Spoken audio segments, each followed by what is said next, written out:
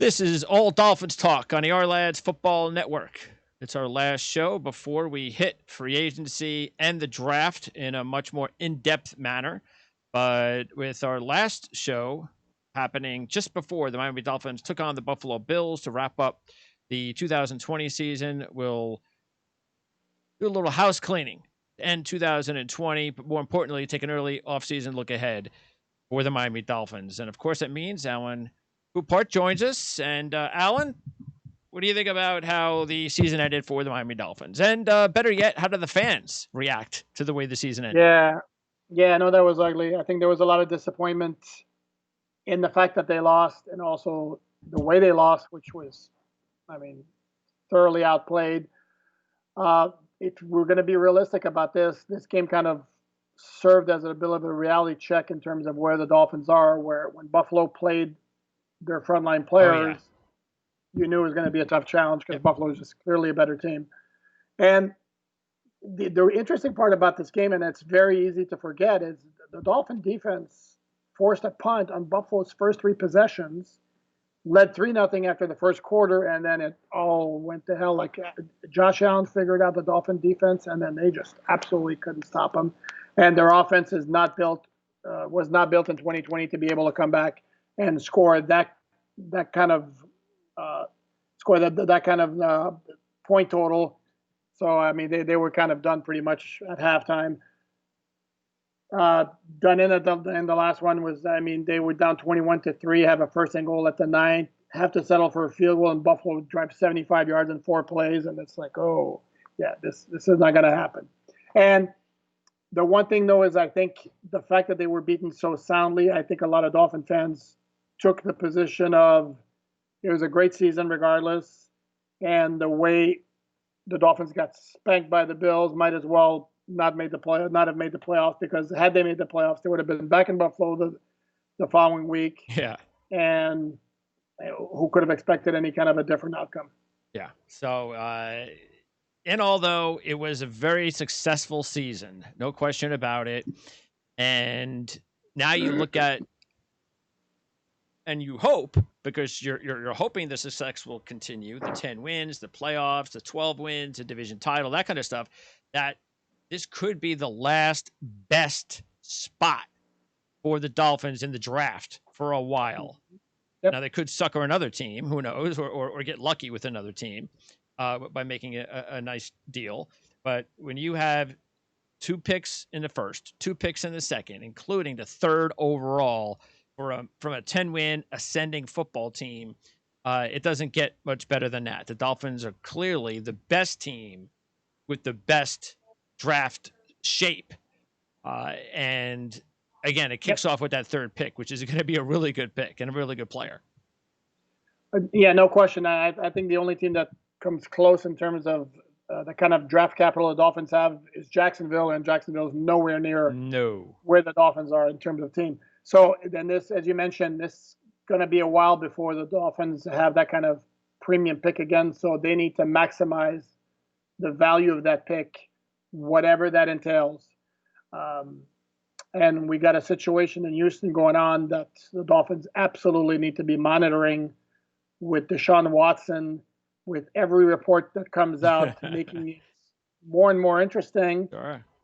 And the Dolphins would be absolutely crazy not to think about making a phone call if it reaches a point where it becomes clear that that marriage is unsalvageable and Houston's going to be moving on from the quarterback, because he is a bona fide franchise quarterback. Miami has a kid at quarterback who's coming off an up and down rookie season, who the team still hopes can become a franchise quarterback. But there's a difference between somebody you hope will be and somebody who is. Yeah, it is interesting because, first of all, these two, even though there's a new sheriff in town for Houston, the 2 franchises just pulled off a big deal. You have, anytime you're going to have a team that may consider trading a disgruntled superstar quarterback, well, they're going to need a young quarterback. So everything does point towards, if Deshaun Watson and the Houston Texans can't agree and reshape this relationship, that there's just no doubt that the Miami Dolphins have got to be at the top of the list of any team that Houston would consider trading Deshaun Watson to, based on what the Dolphins can give Houston.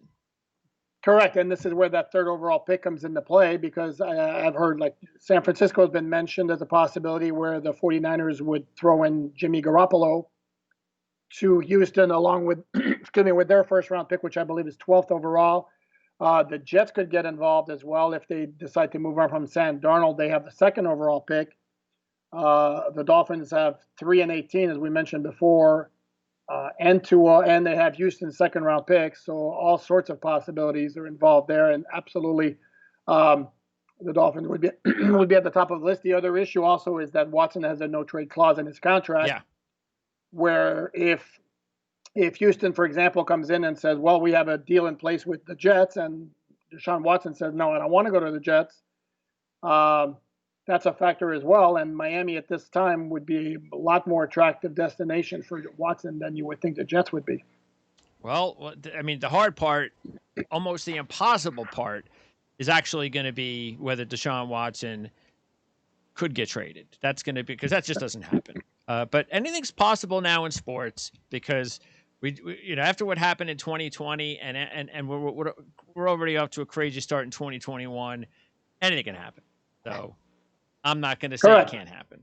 But no, correct. That's the thing. You don't necessarily count on it, but I think it would be foolish to dismiss it as a possibility. And certainly, if it does come to pass that Watson is made available, then the Dolphins absolutely should get involved in those discussions. And I would think that if it was going to happen, we'll start hearing something pretty serious in the next month.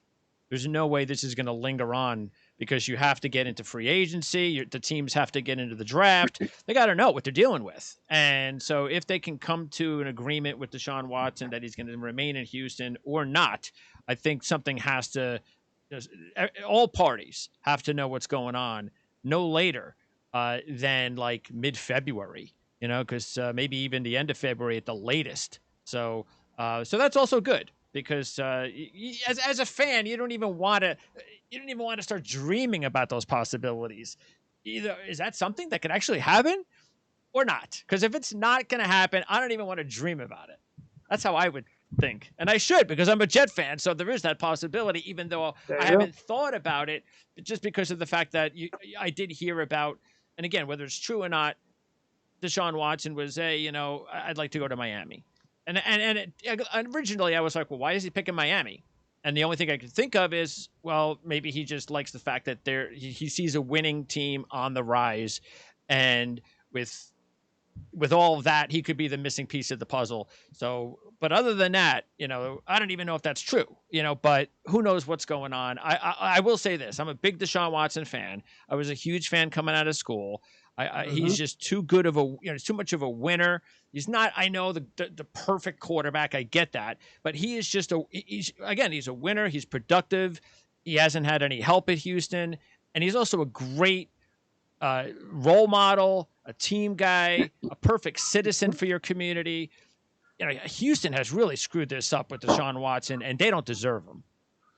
No, big time. Two quick things, if I may here. I would say, first of all, nothing can become official until the start of the league year, and that's March 17th. Okay. So it'll be a while before anything materializes. Like an actual deal. Okay. Correct. Officially. And then the other thing I was going to suggest, I totally lost my train of thought here, is that, I would make the argument that how many quarterbacks would we say right now are clearly better than Deshaun Watson? Maybe Aaron Rodgers, Patrick Mahomes, maybe Russell Wilson. And who knows, after the way he looked in the second half of the season, yeah. Correct. And beyond those three, I'd be hard-pressed to find anybody who's clearly better than him. So, yeah, this is a no-brainer if it can materialize. Yes. Yes. All right. Now, quickly, offensive coordinator situation. The Dolphins will have their third coordinator under Flores in his third season. I'm sure there were a lot of people. We didn't get into it too much this season about Gailey, but we talked just a little bit about it. It did seem a little interesting. He was out of football for a while. He's an older guy, but okay, maybe there was something there that Flores liked. It just didn't work out. And did that not work out because of Tua's non-development, or what went on there? Well, here's the argument I would make. In fact, I wrote a column about this on All Dolphins on the SI Network. That Chan Gailey took a lot of flack from fans throughout the year, partly because Tua wasn't throwing down the field. The offense wasn't as wide open when he was in the game as opposed to when Ryan Fitzpatrick was in the game. But here's the thing. The offense played to complement what the defense and the special teams were giving the Dolphins. This is a team that was driven by the defense and special teams, where the biggest priority for the offense was basically don't put the defense and special teams in bad, or defense, I should say, in bad situations by turning the ball over. So to that point, the focus became ball control, mistake-free football on offense. Okay. And even with that, Dolphins wound up with, I believe it was 404 points, which was the second highest point total for that team since 1986. Wow. It was the highest point total since 1986. And sure, you can take away three touchdowns on returns, 2 on defense, 1 on special teams. But even still then, a lot. Yep. It's still a lot for an offense that, if you listen to everybody on social media, was horrible, crappy, couldn't do anything, put the shackles on Tua. Well, it still did what it was supposed to do. And on top of that, the Dolphins finished 10-6. I agree. I mean, if you just look at the talent on the team, and I'll throw up the depth chart right now from artalads.com. You just look at the talent on the team. We talked about it all year. It wasn't like after Parker, there wasn't any depth at wide receiver. Gesicki, you didn't know from week to week whether or not he was going to. He tempted you, and he looks like he's a real keeper, but it wasn't like a consistent year from Gesicki. And the running back situation, which we talked about all year, and the offensive line, which has a lot of issues. So and you were playing a rookie quarterback. So under all of that, it is amazing that that they actually produced as many points as they did. No, correct. That was the other part of the equation that I didn't get to, is that, again, all they accomplished despite the personnel. I mean, outside of Mike Gesicki, is there anybody on that offense you would consider a top 10 player at his position? At his position, correct. No. So, I mean, and when he came in, I questioned the hire. To me, it made no sense. But I had to say he actually did a very good job. All right. So what do you think was the problem then? Well, I think, first of all, we don't know for sure whether he resigned or he resigned. I might be inclined to believe that he actually did resign. Listen, the guy's almost 70 years old. He's coming off a season where everything was, topsy-turvy because of the COVID situation. Yeah. And there's no guarantee that it's going to be any different in 2021. And I know coaches talk all the time about one of the things they like about the job, in addition to teaching, is also the camaraderie. Well, if everything is in Zoom meetings, you don't necessarily have that. You can't enjoy that. No. Correct. So from that standpoint, it's not overly surprising. And you go back to the age factor. This is a guy who's retired for 3 years, spending a lot of time with his grandkids, playing some golf. Obviously the competitive juices brought him back, but after 1 year and with the circumstances, maybe decided, you know what, I had my fill, and now it's time to enjoy retirement again. All right. So have you heard anything about a possible replacement, specific coordinator or two? Not specific. I mean, we just went to the guys who made the most sense immediately, and there are 2 in-house, including tight ends coach George Gotze, who was offensive coordinator for the Houston Texans in 2015, 2016. And I would caution anybody, Dolphin fans, who would go look at the stats of Houston in those 2 years. Well, the quarterbacks for those teams were Brian Hoyer, Tom Savage, Ryan Mallett, Brock Osweiler. So he had nobody to work with. And he did a lot of work with Tua last year. Once the quarterback coach, Robbie Braun, wound up on COVID, when Braun came back, they kind of kept the same setup, with Gotze working fairly closely with Tua. So he's got that experience working with Tua. So he's a logical candidate. Another candidate is Eric Studisville, the running backs coach, who Flores spoke very highly of. He used to be an interim head coach for the Denver Broncos back in 2010, I want to say, for the final couple of games of the season. Never been an OC in the NFL, though. That's one thing against him, but he's somebody to keep an eye on.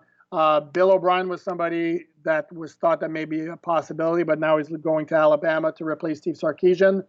And the other name is Anthony Lynn, the former Chargers head coach, who obviously has experience as a head coach, as an offensive coordinator, does not have a previous working relationship with Brian Flores, but Brian Flores has spoken very highly of him in terms of how much he respects him. So those are three names. I'm sure there are several others out there as well. Those are three that kind of stand out. All right, now let's for the remaining 10 minutes, let's and we'll have a more in-depth free agency preview show coming up in what do we got? Probably almost a couple of months, maybe about 6 weeks, 4 to 6 weeks. Same thing for the draft, but let's dive in as quickly as we can with this is a team that has top 10 cap space, so the cap space is pretty good. Talk about, first of all, the key free agents with the cap space that the Dolphins have. Are there any unrestricted free agents right now that you don't think the Dolphins can afford? Well, it's not so much can afford. Or want to afford, yeah. Correct. I'm not sure that their MO is going to be to spend huge money on any free agent. I know Joe Thuney, the guard from the Patriots, is one who really stands out. David Bakhtiari from the Packers, is another one who stands out, although he's coming off a torn ACL that he had in practice not too long ago.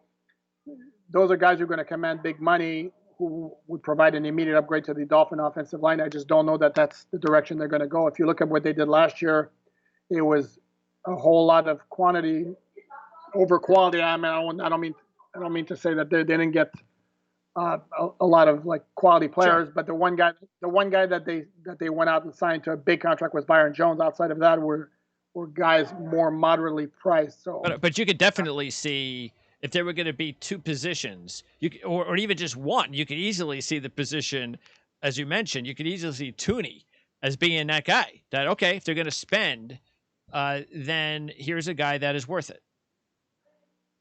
Depending on what his figure is, of course. No, correct. No question. If he's semi-reasonable, yeah, no question. No, he's a guy who solidifies your offensive line immediately. I could see them perhaps. Yeah, I'll be honest with you, I haven't really studied free agency we'll get yet, into that, sure. And wide receiver as well. And I'm not talking about the big names, because I don't think that's where the Dolphins need to go. You have Devontae Parker. He could be your number one. There are some decent secondary, even pretty good third, number 3 level options that are going to be available. And I would think that that's where the Dolphins are going to look as well. Well, I certainly think like a guy like Allen Robinson would be interesting. He might be at the top of the list. Correct. Yeah. But how much money is he going to command? Yeah. And that's going to be a factor as well. All right. Now, as far as on the team, Fitzpatrick, do you think the Dolphins will be able to bring him back? I'm going to say no for a couple of reasons. Number one is Fitzpatrick, every time you talk to him, it was always about what I enjoy is being out on the field and competing. Well, if he comes back with the Dolphins, Tua's the guy. I don't think Ryan Fitzpatrick would be necessarily thrilled with coming back at 38 years old with the idea that he's going to go into the lineup only if Tua struggles.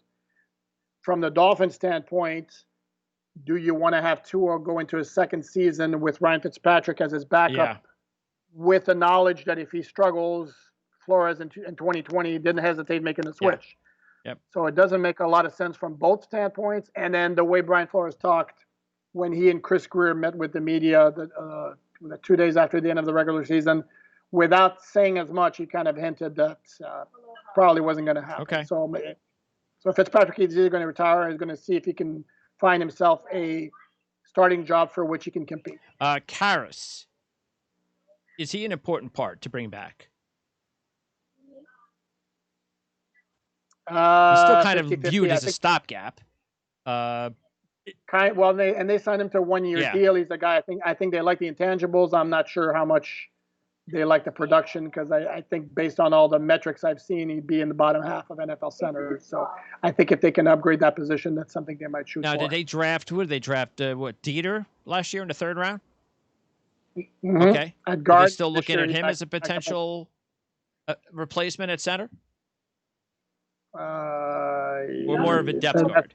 No, that's a good question. I mean, he was on special teams the entire season. They had 2 injuries back to back, and then he wound up being thrust into the lineup. I don't remember what game it was. Might have been New England. Actually looked very good, a lot better than I thought he was going to. but that was at guard, Okay. and we've never seen him play center in the NFL. And there's no way to know how he progressed in practice because we're not privy to it. And if you ask the Dolphins, it's going to be the same answer as always: is Yeah, I he's know. making progress. He still has a lot of Yeah. things to work on. And I was just taking a look at the unrestricted free agents for the Dolphins, and besides Fitzpatrick and Karras, not a lot of guys that the Dolphins have to worry about. Like if a team comes in and overspends, okay, you could take them. It's just I'm not seeing it. So No, they don't have must signs. And they do not have must signs. yeah, That is absolutely yeah. without question. The one name, the biggest name, might be Devon Gottschall, who basically wound up being done after Yep. 4 games because of the pec injury. This is going to be a question of what he can get on the open market, what the Dolphins want to pay him. But if he goes, again, it's not a must sign situation. Okay. Any players that could get cut to free up space on the roster right now? Yeah, let me look real quickly here, if I may. Before I get into that, though, there is one guy whose contract situation absolutely bears watching, and it has nothing to do with getting cut, and that's Xavier Howard. All right. Who is, I believe, 2 years into a new contract, which has been surpassed. When he signed, he was the highest paid cornerback in the NFL. Then the Dolphins signed Byron Jones last offseason. He became the highest paid cornerback in the NFL. Since then, there are 2 or 3 others who have become the highest paid cornerback in the NFL. And now Howard has hired a new agent. How many more years he has? Gentleman by the name of David Cantor. I believe it's 3 more years. Okay. It's 3 or 4 more years. I'm not 100% sure off the top of my head. Who previously represents Olivier Vernon, who wound up leaving the Dolphins because of a contract situation. Okay. He also represented Paul Soliai, who also wound up leaving the Dolphins. So that's something to monitor. That bears watching. Absolutely, no question about it. Okay. If I'm looking at quickly here at guys. Yeah, anybody basically that undervalued their contract. Real quickly. I didn't notice any myself. No, I mean, I know Kyle Van Noy is also more of a leader type, and also when you look at these guys, we have to look at their dead cap space.